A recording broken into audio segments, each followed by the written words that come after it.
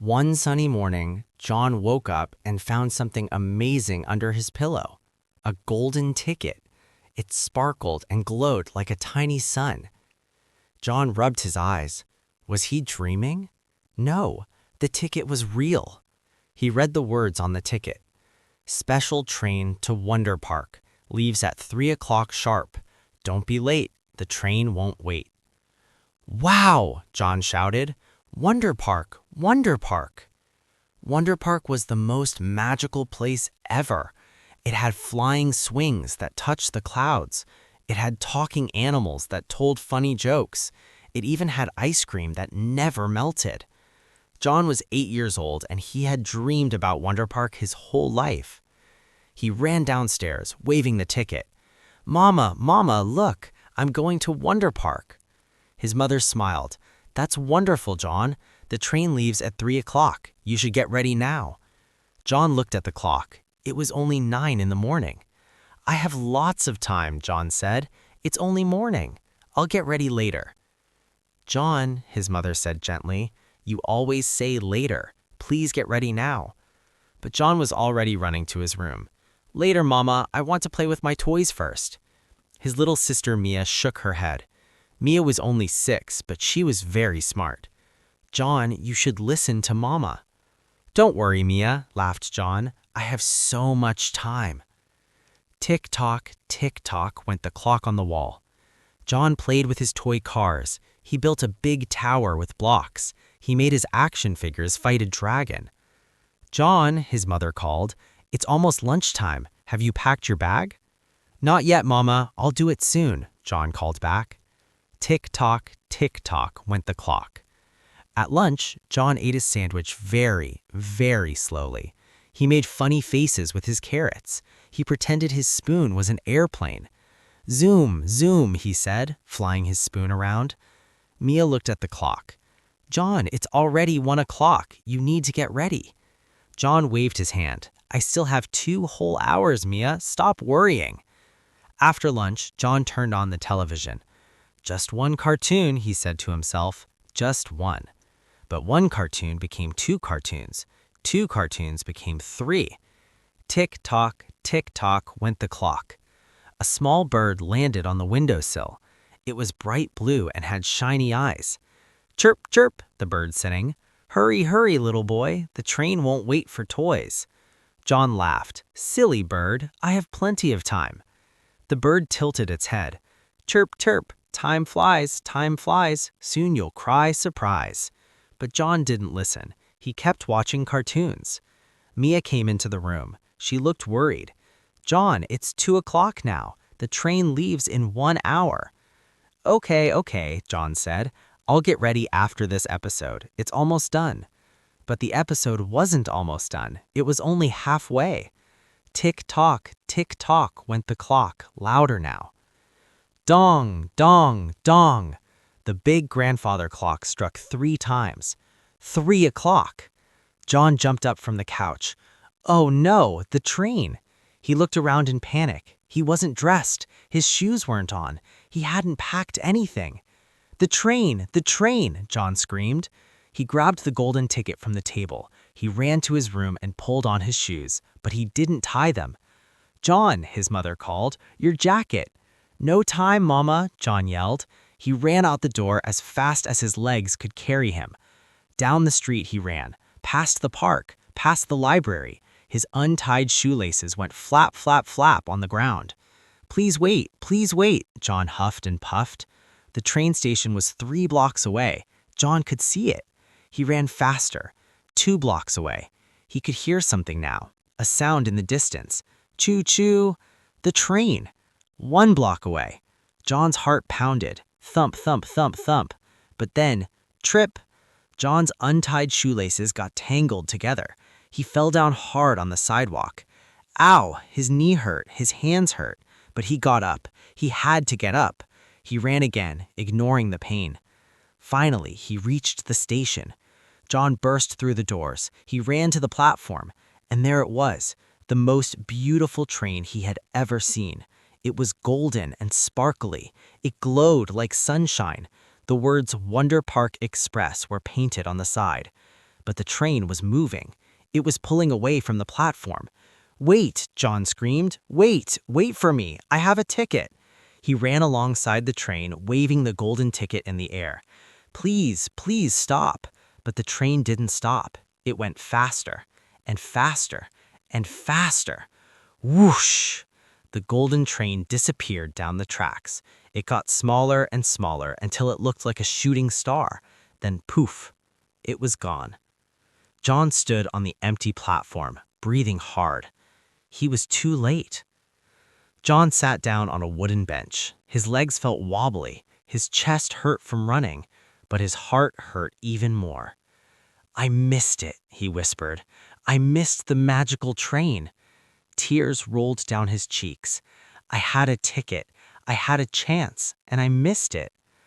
John cried and cried. He had never felt so sad in his whole life.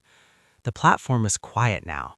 The sun was starting to set, painting the sky orange and pink. Then John heard footsteps. Tap, tap, tap. An old man walked over.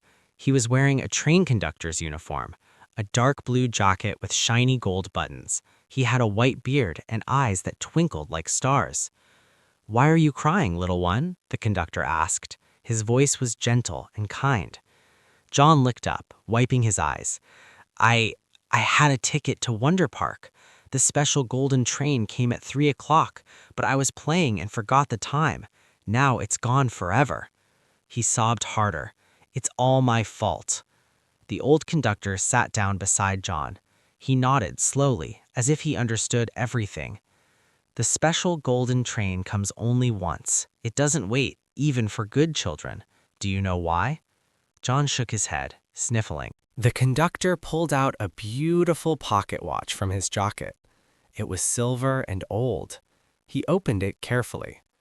Inside, instead of just clock hands, there was a tiny picture. John leaned closer to look. The picture showed a young boy standing on a train platform, crying. He looked very sad. An old golden train was disappearing in the distance. "That was me," the conductor said softly. "Many, many years ago. I missed my special train too." "You did?" John asked, surprised. "Yes," the conductor nodded. "I was supposed to go to Dream Island, a magical place just like Wonder Park. But I was young and foolish. I said later and tomorrow and I have time. When I finally ran to the station, my train was gone." The conductor closed the pocket watch and held it tight. "I was very sad, just like you," he continued, "but I learned something important that day. Would you like to know what I learned?" John nodded eagerly. The conductor looked into John's eyes and said, "When something special comes into your life, a train, a chance, a friend, an opportunity, you must be ready. You cannot say later or tomorrow. You cannot make excuses. Special things don't wait for excuses." "Good things come to us like trains," the conductor explained. "They arrive at a certain time. If we're not ready, if we're not there, they leave without us, and sometimes they never come back." John felt a tear roll down his cheek again. "Will the golden train to Wonder Park ever come back?" The conductor was quiet for a moment. "The golden train to Wonder Park comes only once in a lifetime," he said. John's heart sank. "But," the conductor said, a small smile appearing on his face. The conductor stood up and pointed down the tracks. At first, John saw nothing. Then a light appeared in the distance. A train was coming. But this train wasn't golden, it was silver. It sparkled and shimmered like the moon. John stood up, his eyes wide. Another train? The silver train pulled into the station. It was just as beautiful as the golden one, maybe even more beautiful. The words on the side said, "The Tomorrow Train." What is the tomorrow train?" John asked. The conductor's eyes twinkled. "The golden train comes once to children who are invited, but the tomorrow train, this train gives second chances." "Second chances?" John whispered. "Yes," said the conductor. The tomorrow train comes for children who missed their first chance but learned their lesson. It comes for children who promise, truly promise, to be ready next time, to never say later when something important comes. He knelt down and looked at John. "Did you learn your lesson, John?" John thought about his day. He thought about playing with toys while time ticked away. He thought about ignoring his mother, his sister, and even the helpful bird. He thought about how he said later over and over again. "Yes," John said firmly, "I learned my lesson. I promise, I really, really promise. No more later. No more excuses. When something important comes, I'll be ready." The conductor smiled warmly. He reached into his pocket and pulled out a silver ticket. "Then this is for you," he said, handing it to John. The ticket was beautiful. It said, "Second chance to Wonder Park. You're ready now. A lesson learned is a promise kept." John took the ticket with both hands. Thank you so much." "This time," the conductor said, "you don't have to run, you don't have to rush. You're already here. You're already ready." The doors of the tomorrow train opened with a soft whoosh. John climbed aboard. The train was amazing inside. Soft seats, twinkling lights, and windows that showed stars even though it was still evening. John sat by a window. He looked out and saw the old conductor standing on the platform. The conductor waved.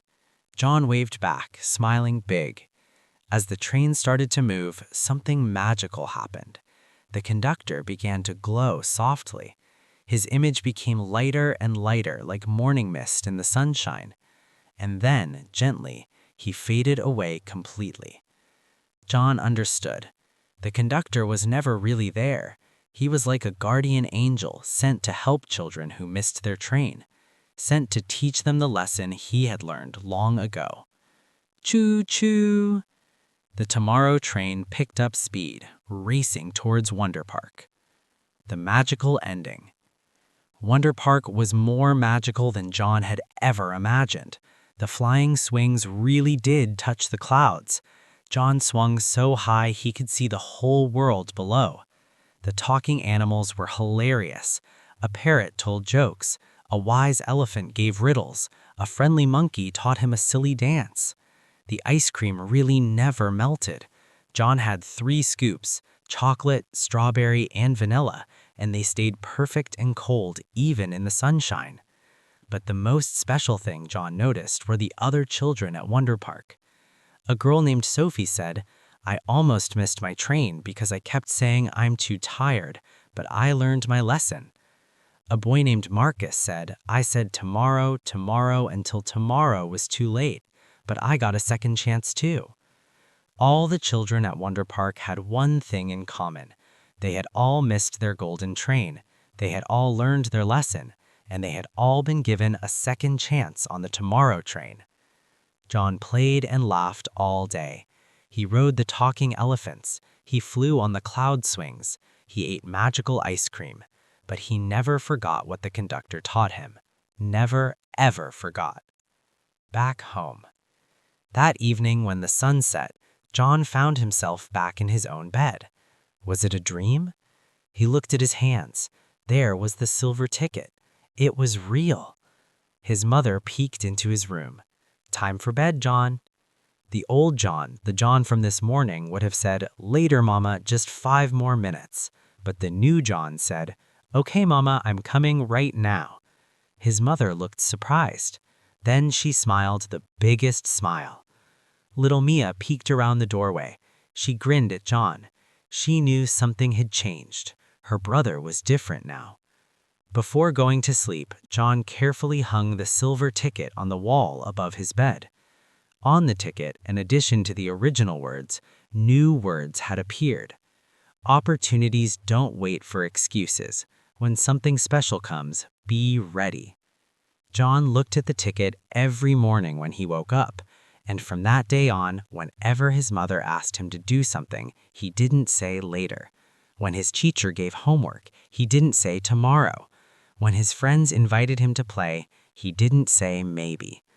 John learned to be ready, because now he knew good things come like trains. They arrive at a certain time, and if you're not ready, if you're not there, they leave without you. But if you are ready, magic happens.